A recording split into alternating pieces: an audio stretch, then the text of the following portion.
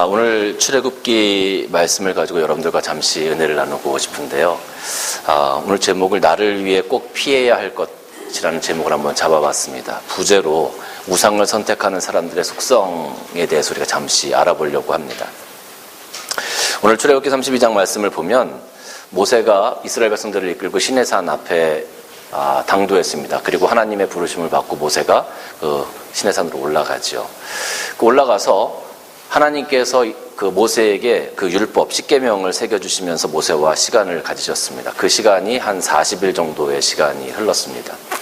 40일 정도가 지나도 모세가 산에서 내려오지 않자 이스라엘 백성들이 불안해지기 시작했습니다. 모세가 혹시 죽은 거 아니야? 모세가 40일 동안이나 연락이 없었다는 거죠. 한마디로 말하면 엄마 아빠가 나가면서 나 금방 갔다 올게 하고 나갔는데 밤이 돼도 엄마 아빠가 오시지 않는 거예요. 아이들의 입장에서 얼마나 불안하겠어요. 만약에 엄마 아빠가 하룻밤이 지나도 안 들어오시는 거예요. 그러면 아이들의 마음이 더 불안해지겠죠. 아마 이스라엘 백성들의 마음이 그렇지 않았을까 하는 생각이 듭니다. 40일이라는 시간이 지나서 모세가 와야 될 시간이 훨씬 지났던 거죠. 그러니까 이스라엘 백성들이 불안해지기 시작해서 아론에게 찾아갔습니다. 아론에게 찾아가서 우리를 위해서 우리를 인도할 신을 만들어달라, 이렇게 아론에게 요청하게 됩니다. 아론이 이스라엘 백성들이 자꾸 그렇게 이야기를 하니까 어쩔 수 없이 너희들 귀에 있는 금고리 가락지들을 다 가지고 와라. 그래서 그 금을 다 모아서 우상을 만들게 됩니다. 금송아지를 만들게 되죠. 그 금송아지를 만들고 이것이 너희를 애굽 땅에서 인도하여 낸 여호와다, 그러면서 하나님이다 하면서 그 밑에서 춤을 추고 막 잔치를 하고 막 그렇게 자기들끼리 뛰어놀았습니다. 그 소리를 하나님께서 들으시고 모세에게 말씀하시죠. 저 백성들이 지금 다 타락했다. 저 백성들이 하는 것을 봐라. 내가 저 백성들을 다 징계하고 저 백성들을 다 쓸어버리고 내가 너로 큰 민족을 이루게 하겠다. 그때 모세가 하나님을 향해서 간절히 기도합니다. 그래서 하나님께서 모세의 기도를 들으시고 그 백성들을 징벌하지 아니하시도록 그렇게 마음을 바꾸시죠. 그리고 모세가 산 아래로 내려왔어요. 내려와서 보니까 정말 가관입니다. 금송아지를 만들고 하나님이라고 자기들끼리 뛰고 잔치를 하고 막 노래를 부르고 난리가 아니에요. 모세가 그 돌판을 그들에게 던져버리죠. 그래서 그 돌판이 완전히 깨져버립니다. 모세가 그 깨진 돌판을 갈아서 백성들에게 마시게 합니다. 백성들이 하나님의 돌판이 가릴린 물을 마시고 그들이 어떻게 할까를 고민할 때에 이 모세가 아론에게 이야기합니다. 아론은 대제사장이거든요. 그러니까 왜 당신이 이 금송아지를 만들었습니까? 그때 아론이 하는 그 대답이 굉장히 재밌어요. 성경을 보니까 내가 금가락지들을 모아가지고 불에 던졌더니 이 금송아지가 나왔습니다, 이렇게 대답하는 거예요. 책임을 회피하는 거죠. 사실 그 부분에 대한 큰 책임이 아론에게 있음에도 불구하고 아론이 책임을 회피하는 이야기를 합니다. 사실 우리가 살아가다 보면 이렇게 책임을 회피하고 싶을 때가 굉장히 많이 있어요. 어떤 일들이 벌어졌을 때 책임을 회피하고 싶은, 그곳을 잠시 눈 감고 싶은, 그곳을 잠시 떠나고 싶은 그런 유혹을 받을 때가 굉장히 많이 있습니다. 아마 아론도 그 상황에서 정말로 너무나 그 모세가 내려와서 자기에게 그런 부분들을 질책할 때 그 부분을 피하고 싶지 않았을까 하는 생각이 들어요. 그러니까 금을 던졌더니 불 속에서 이 금송아지가 나왔어요. 자기가 분명히 만들었음에도 불구하고 그렇게 변명을 하죠. 모세가 이스라엘 백성들에게 이야기합니다. 너희들 중에 하나님 편에 서 있는 자들은 다 이리 나오라. 그랬더니 레위 지파 사람들이 모세 편에 섰습니다. 너희들은 칼을 차고 이 문에서 저 문까지 왕래하며 거리에 있는 형제들과 그 앞에 있는 사람들을 다 죽이라. 그래서 이 레위 지파 사람들이 칼을 들고 사람들을 징벌하게 되죠. 징계하게 되죠. 그래서 약 3,000명이라는 되는 사람들이 그 자리에서 죽고 말았습니다. 오늘 이 출애굽기 32장의 말씀은 이스라엘 백성들이 우상을 만드는 이야기입니다. 사람들이 왜 우상을 자꾸 만들려고 할까요? 사실 우리는 하나님께서 우상 만드는 것을 가장 싫어하시기 때문에 우상 만드는 것을 피해야 돼요. 하지 말아야 돼요. 그러면 우리가 그런 부분들을 실수하지 않기 위해서 왜 사람들이 우상을 만들려고 하는가를 알게 되어지면 우리가 그 길들만 피해가면 하나님께서 기뻐하시는 곳에 우리가 설 수 있지 않겠습니까? 오늘 출애굽기 32장을 바라보면서 왜 사람들이 자꾸 우상을 만들려고 할까? 그것을 여러분들과 잠시 한번 나눠보고자 합니다. 첫째는 사람들이 자꾸 우상을 만들려고 하는 것은 잘못된 자기 확신에서 비롯됩니다. 오늘 여기 32장 1절 말씀 보면 백성이 모세가 산에서 더디 내려옴이 더딤을 보고 모여 백성이 아론에게 이르러 말하되 일어나라 우리를 위하여 우리를 인도할 신을 만들라. 이 모세 곧 우리를 애굽 땅에서 인도하여 낸 사람은 어찌 되었는지 알지 못한다. 확신을 가졌어요. 모세가 금방 올 줄 알았는데 오질 않는 거예요. 내려오질 않는 거예요. 그러니까 이들은 확신을 가졌어요. 모세는 죽었구나. 모세는 이제 끝났구나. 그런 확신을 가지고 아론에게 가서 이제 우리를 인도하여 낼 그 신을 만들어 달라고 요구를 하는 거예요. 잘못된 확신에 가득 차 있는 사람들이었습니다.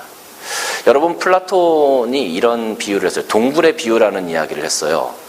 그 플라톤이 한 동굴의 비유를 보면 어떤 내용이냐 하면 어떤 사람이 동굴 안에 갇혀 있습니다. 그런데 그 사람이 이 쇠사슬에 딱 묶여가지고 뒤도 돌아볼 수 없고 그 앞만, 동굴 벽만 바라보고 이렇게 앉아있는 사람이 있었어요. 그런데 그 동굴 안에는 모닥불이 하나 그 사람 뒤에 이렇게 있었습니다. 근데 이 사람이 그 동굴 안에 갇혀가지고 계속 시간을 보내다 보니까 이 모닥불에 비춰서 나오는 그 그림자를 바라보고 어떻게 생각하기 시작했냐면 저것은 내 그림자가 아니고 실제적으로 있는 사람과 같은 혹은 신과 같은 존재구나 이렇게 생각하기 시작했습니다.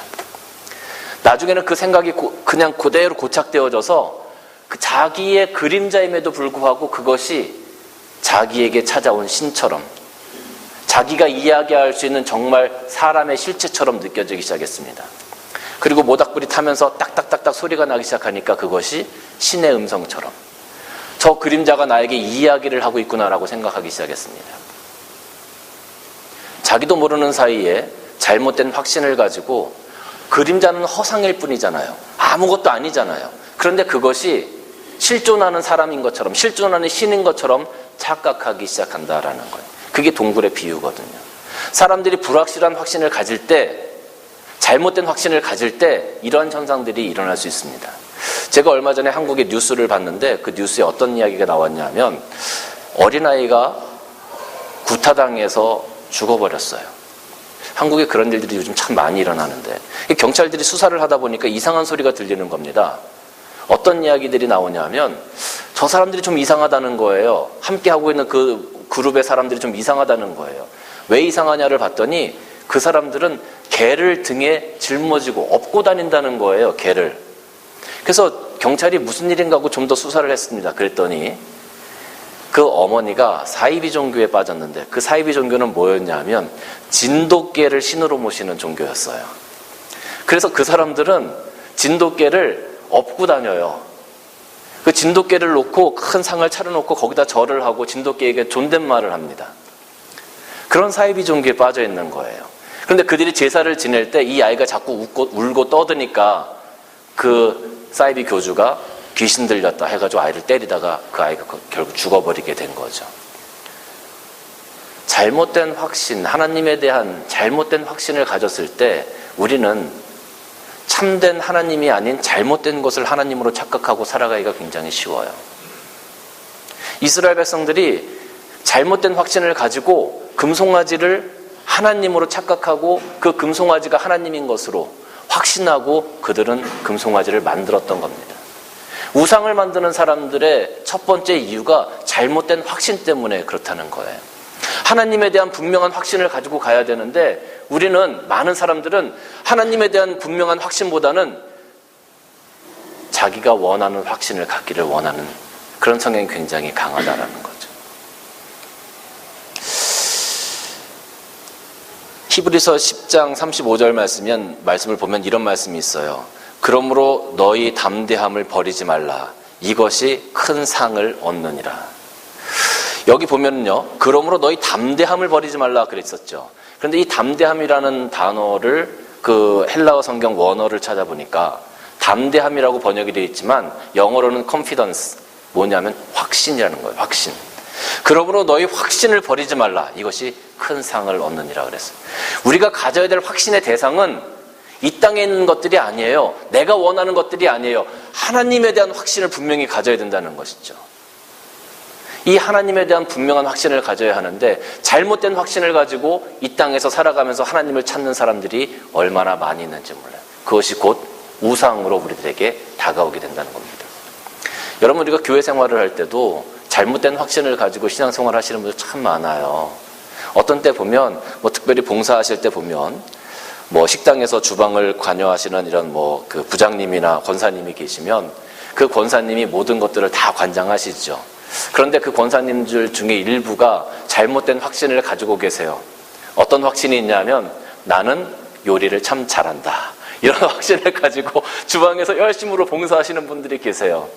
다른 사람들 다 짜라고 하는데 아니야, 싱거워, 소금 더 넣어야 돼 하면서 소금을 계속 넣으시는 분들도 계시고요. 일부 어떤 분들은 교회가 시작되어질 때, 처음에 개척되어질 때 개척 멤버로 참여하셔서 교회를 일으키시고 교회가 정말로 잘 자리 잡을 수 있도록 헌신하시는 그런 귀한 분들도 계시죠. 그런데 시간이 조금 지나고 나면 오히려 그런 부분들이 자기가 가지고 있는 어떤 잘못된 확신이 생겨지기 시작해요. 이 교회는 누가 세운 거예요? 자기가 세웠다고 생각을 해요. 이 교회는 내가 세운 거야. 교회 페어트레이딩에다가 누구 이름으로 등록되었는지 가서 확인해봐. 내 이름으로 되어져 있는 거야. 그러니까 내 교회야. 잘못된 확신을 가지시는 분들이 굉장히 많아요. 이 교회 내가 얼마나 헌신했는데, 내가 헌금을 얼마나 했는데, 이 교회는 내 교회야. 그러면서 새로 오시는 분들이 조금이라도 뭔가 마음에 들지 않으면 그분들과 싸움이 일어나고 다툼이 일어나는 경우가 얼마나 많이 있습니까? 이 교회가 우리 개인들의 교회입니까? 아닙니다. 교회는 하나님의 것이죠. 잘못된 확신을 가지고 신앙생활 하시는 분들 때문에 오히려 정말로 순수한 마음으로 하나님을 찾아왔다가 교회를 찾아왔다 상처받고 그 교회를 떠나시는 분들이 얼마나 많이 있는지 몰라요. 잘못된 확신을 내려놓아야 합니다. 우리가 하나님을 바라보면서 하나님에 대한 분명한 확신을 가져야 하는데 이 땅에서 살아가면서 잘못된 확신이 하나님의 자리를 대신하기 시작하면 그것이 곧 우리에게 주어지는 우상이 되어진다라는 거예요. 그것이 곧 이스라엘 백성들이 하나님을 금송아지와 바꾸게 되어지는 그런 일들이 우리에게도 일어날 수 있다는 겁니다. 여러분, 우리가 가지고 있는 이 믿음의 확신, 이 믿음의 확신을 통해서 우리는 저천국에 이르게 됩니다. 우리가 가지고 있는 예수 그리스도의 십자가에 대한 확신, 그 믿음을 통해서 우리는 저천국에 이르게 됩니다. 우리가 가지고 있는 확신이 잘못된 확신이 아닌 참된 확신이 될 수 있도록 날마다 기도하면서 깨어 있어야 할 것입니다. 두 번째는 사람들이 안정감을 갖기 위해서 우상을 만들어요. 안정감을 갖기 위해서. 여러분, 안정감 있는 삶을 싫다고 할 사람은 아마 한 사람도 없을 거예요. 안정된 가정 싫어할 사람 있습니까? 안정된 직장 싫어할 사람 있습니까? 안정된 환경 싫어할 사람 있습니까? 다 좋아해요. 다 원해요. 다 안정되기를 원해요.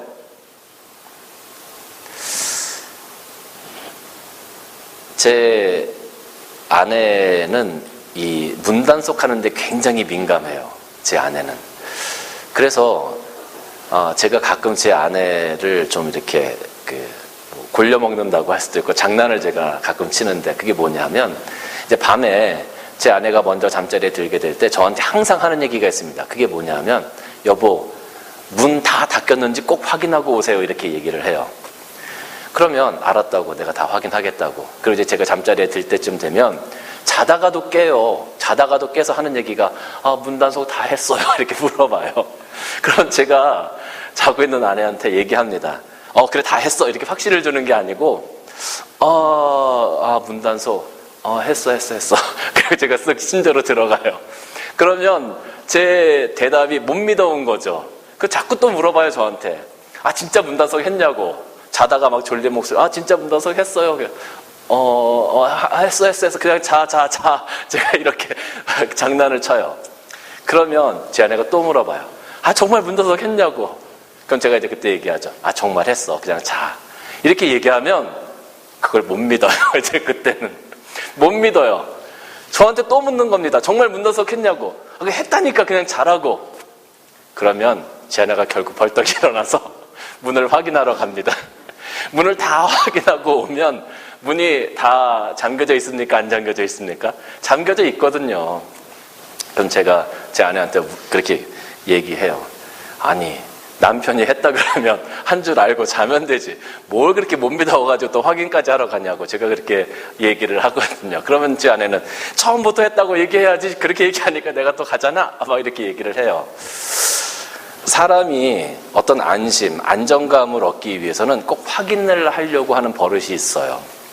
그 확인을 해야 되는데 어떻게 확인을 해야 하냐면 내 손으로 만지고 내가 보고 내가 느껴야만 안정감, 안심을 얻게 된다라는 거죠. 근데 여러분, 오늘 이스라엘 백성들이 하나님을 본 적이 있습니까? 없습니까? 하나님을 본 적이 없어요. 우리 하나님은 눈에 보이시는 분이 아니에요. 분명히 존재하시는 분이긴 한데 우리가 눈으로 보고 만질 수 있는 분이 아닌 거예요. 그러니까 분명히 있는 걸 알고 우리가 믿어요. 예수님이 이 땅에 오셔서 십자가에 달려 돌아가시고 나의 죄 때문에 그 고난을 당하시고 내 죄를 모두 다 사해 주셨다는 것, 믿음으로 고백되어지면 우리가 저 천국의 백성이 될 수 있다는 것도 다 알아요. 근데 왜 안심이 안 되죠? 근데 왜 내 마음에 정말로 그 안정감이 없죠? 사람들은 자꾸 확인하고 싶어 합니다. 그 안정감을 얻기 위해서. 이스라엘 백성들이 보이지 않는 하나님을 보이는 금송아지로 만든 이유가 바로 그것입니다. 보고 싶은 거예요. 만지고 싶은 거예요. 곁에서 느끼고 싶은 거예요. 근데 그 안정감을 느끼고자 하는 방향이 지금 잘못되어져 가고 있죠. 여러분, 우리가 하나님을 보거나 만지거나 할